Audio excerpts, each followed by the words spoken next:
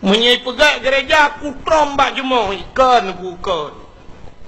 Orangnya tak pegah je barang kapa ngempeng talur Aceh. Jamunkan talur Aceh ngempeng.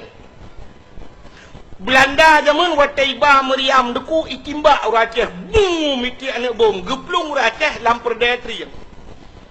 Maka cukup itibda orang Aceh. Lampar detri yang gemuthom. Maka tri yang di Aceh jamun cukup le.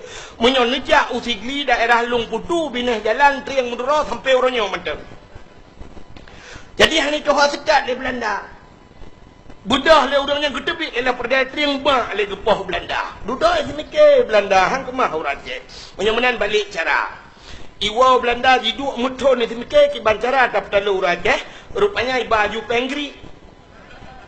Ijok penting-ting yang pengri dengku ipat sawalam meriam ikimbak. Kali ikimbak urang lampar detri yang dimbak. Boom dimbak. Kerutam ipa peng lampar detri yang watai kejenguk le urang ma peng lega. Gukun ba urang Aceh lain. Atah parang bertajam. Watai le atah parang kelelet Belanda kacah tri yang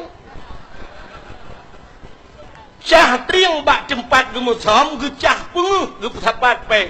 Ijak Belanda ke anak pak macam leng. Tinggal timbak tamtum talur Aceh. Ni upaya talur Aceh ngempeng. Orangnya yang kemudian. So yang raya su berakan ni kayu tamu sadu likut urangnya, tamu som likut urangnya. Yang ke urangnya timbak ngempeng. Watai kerja ubi raya su mogu Aceh merdeka, merdeka.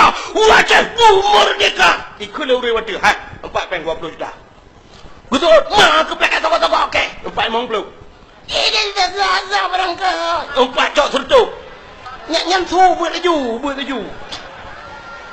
Dia tegak kena. Itulah je mertuh juta. Nyan, ini dia biar tulis.